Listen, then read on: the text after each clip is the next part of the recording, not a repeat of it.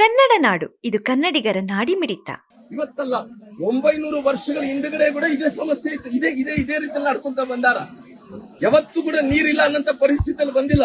Judge storage ಆದಂತ ಟೈಮಲ್ಲಿ ವಿಜಯನಗರ ಕಾಲುವೆಗಳಲ್ಲಿ ನೀರು ಕೊಟ್ಟಾರ. ಅನೇಕ ಉದಾಹರಣೆಗಳಿರೋ ಕಾರಣ ನಾವು ಇವತ್ತು ಕೇಳ್ತಾ ಇದ್ವಿ. ನಾವೇನು ಇವತ್ತೇ ಕೊಡ್ರಪ್ಪ ನೀರಂತ ಕೇಳ್ತಾ ಇಲ್ಲ. ನಮಗೆ ಕೂಡ ಬುದ್ಧಿ ಇದೆ, ನಮಗೆ ಕೂಡ ಅರಿವಿದೆ. ನಮ್ಗೆ ನಮ್ಮ ರೈತರ ಹಿತದೃಷ್ಟಿಯಿಂದ ಮುಖ್ಯಮಂತ್ರಿಗಳಿಗೆ ಕೇಳ್ಕೊಳ್ಳೋದಿಷ್ಟೇ.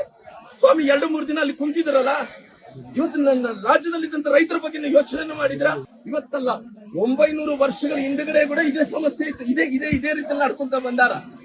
ಯಾವತ್ತೂ ಕೂಡ ನೀರಿಲ್ಲ ಅನ್ನಂತ ಪರಿಸ್ಥಿತಿಯಲ್ಲಿ ಬಂದಿಲ್ಲ. ಜಡ್ಜ್ ಸ್ಟೋರೇಜ್ ಆದಂತ ಟೈಮಲ್ಲಿ ವಿಜಯನಗರ ಕಾಲುವೆಗಳಲ್ಲಿ ನೀರು ಕೊಟ್ಟಾರ. ಅನೇಕ ಉದಾಹರಣೆಗಳಿರೋ ಕಾರಣ ನಾವು ಇವತ್ತು ಕೇಳ್ತಾ ಇದ್ವಿ. ನಾವೇನು ಇವತ್ತೇ ಕೊಡ್ರಪ್ಪ ನೀರಂತ ಕೇಳ್ತಾ ಇಲ್ಲ. ನಮಗೆ ಕೂಡ ಬುದ್ಧಿ ಇದೆ, ನಮಗೆ ಕೂಡ ಅರಿವಿದೆ. ನಮ್ಗೆ ನಮ್ಮ ರೈತರ ಹಿತದೃಷ್ಟಿಯಿಂದ ಮುಖ್ಯಮಂತ್ರಿಗಳಿಗೆ ಕೇಳ್ಕೊಳ್ಳೋದಿಷ್ಟೇ. ಸ್ವಾಮಿ 2-3 ದಿನ ಅಲ್ಲಿ ಕುಂತಿದ್ರಲ್ಲ, ಇವತ್ತು ನನ್ನ ರಾಜ್ಯದಲ್ಲಿದ್ದಂತ ರೈತರ ಬಗ್ಗೆ ನೀವು ಯೋಚನೆ ಮಾಡಿದ್ರ? ಒಂದು ವಾರದಿಂದ ಕುಂತಿದ್ರಿ. ರಾಹುಲ್ ಗಾಂಧಿ ಅವರು ನೀವು ಬರೇ ಕೈಲಿ ಹೋಗಿದ್ರಿ, ಸೂಟ್ ಕೇಸ್ ತಗೊಂಡೋಗಿದ್ರಿ. ನಿಮ್ಮ ಅಪಾಯಿಂಟ್ಮೆಂಟ್ ಕೊಡ್ತಿದ್ದ, ರೊಕ್ಕ ತಗೊಂಡೋಗಿದ್ರೆ ಅಪಾಯಿಂಟ್ಮೆಂಟ್ ರೊಕ್ಕ ತಗೊಂಡೋಗಿಲ್ಲ, ಸೂಟ್ ಕೇಸ್ ಬರ್ತೋಗಿದ್ರಿ. ನಿಮ್ಗೆ ಅಪಾಯಿಂಟ್ಮೆಂಟ್ ಸಿಗ್ತಾ ಇಲ್ಲ, ಏನ್ ಮಾಡ್ಬೇಕಾಗುತ್ತೆ? ಸಮಗ್ರ ಸುದ್ದಿಗಳಿಗಾಗಿ ತಪ್ಪದೆ ನೋಡಿ ಕನ್ನಡ ನಾಡು ವಾಹಿನಿ. ಸಬ್ಸ್ಕ್ರೈಬ್ ಮಾಡಿಕೊಳ್ಳಲು ಕೂಡಲೇ ಪಕ್ಕದಲ್ಲಿ ಕಾಣುವ ಬೆಲ್ ಐಕಾನ್ ಕ್ಲಿಕ್ ಮಾಡಿ ನೋಟಿಫಿಕೇಶನ್ ಪಡೆಯಿರಿ.